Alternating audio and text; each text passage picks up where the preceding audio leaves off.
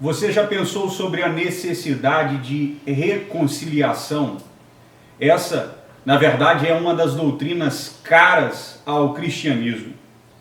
Conforme o apóstolo Paulo escreveu em 2 Coríntios, capítulo 5, versículo 17, ele diz o seguinte: portanto, se alguém está em Jesus Cristo, é nova criação. As coisas velhas já passaram e surgiram coisas novas. Mas todas essas coisas procedem de Deus, que nos reconciliou consigo mesmo por meio de Cristo e nos confiou o ministério da reconciliação.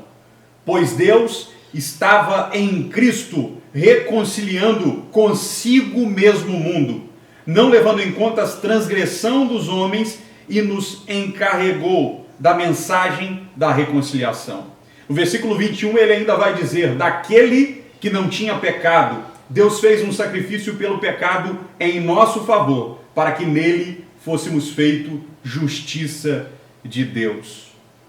Há algumas verdades que nós vemos nesse texto aqui muito claramente, mas antes, porém, você se lembra da história de Jacó e Esaú, de como Jacó enganou seu pai e tomou a bênção da primogenitura na frente do seu irmão Esaú? O fato é que os irmãos ficam brigados por um tempo e depois desse período, Jacó resolve procurar o seu irmão para reatar o laço fraterno, para reconciliar com Esaú. E a história diz que Jacó monta uma grande comitiva e nessa comitiva ele envia alguns na frente com presentes, com regalos, para, de alguma forma, amolecer o coração do seu irmão Esaú.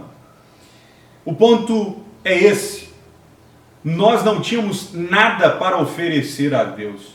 Nós não tínhamos presentes, nós não tínhamos regalos para barganhar com Deus.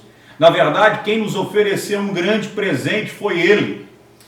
E nós sabemos que Esaú, nesse caso, era a parte ofendida e o ofensor era Jacó. E geralmente, quando se há uma briga, uma ruptura de relacionamentos, aquele que ofende procura em algum período se achegar ao que foi ofendido com alguma coisa, com algum presente, com algum regalo ou com palavras de arrependimento.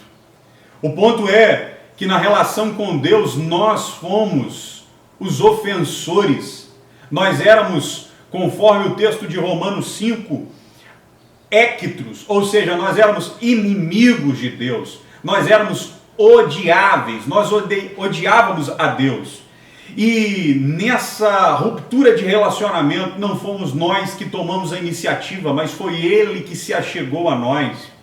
E a maravilha, a beleza da doutrina da reconciliação é esta: de que Deus não apenas acabou com essa ruptura de relacionamento, que Deus não apenas rasgou a nossa inimizade para com Ele, mas que nós, por fim, nos tornamos amigos dEle.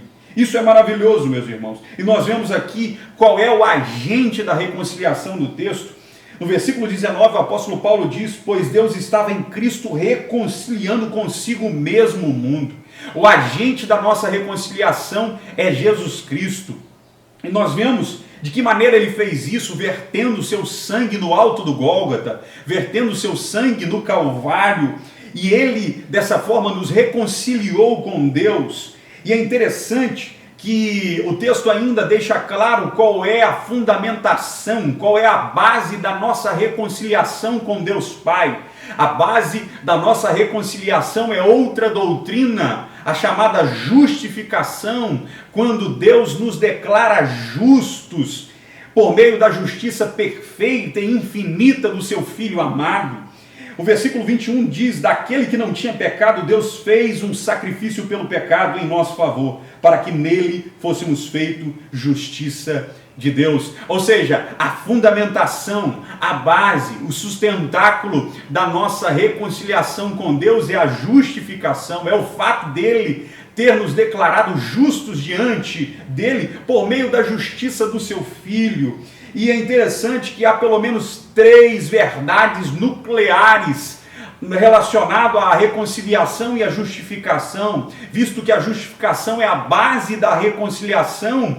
Há pelo menos 3 verdades pelas quais nós devemos vislumbrar e meditar, porque Deus, em primeiro lugar, não lançou na nossa conta as nossas transgressões, as nossas dívidas, os nossos pecados. Em segundo lugar, Ele pegou as nossas dívidas e lançou na conta de Cristo. Ele imputou os nossos pecados como estando na conta de Cristo. E em terceiro lugar, Ele pegou a justiça perfeita, infinita do seu Filho e colocou na nossa conta. Que verdade gloriosa, meus irmãos! Que verdade maravilhosa! E nós somos conclamados pelo texto também a sermos embaixadores dessa mensagem da reconciliação. Você, meu ouvinte, que já foi reconciliado com Cristo, seja um embaixador da reconciliação de Deus. O texto diz que quando você anuncia a reconciliação, é como se Deus estivesse falando por meio da sua boca, e Ele está falando. E você, que ainda não se reconciliou com Deus, que ainda sente o peso das suas dívidas, que ainda sente o peso da sua consciência, o peso dos seus pecados, das suas transgressões e iniquidades, saiba de uma coisa: Deus quer se reconciliar contigo. Essa é a mensagem do Evangelho. É Ele quem reconcilia conosco, a iniciativa é dele. A você cabe apenas crer, depositar sua fé, confiança, render, baixar as suas armas, se arrepender e crer no Evangelho, nessa mensagem poderosa de reconciliação. Deus em Cristo te abençoe. Um grande abraço.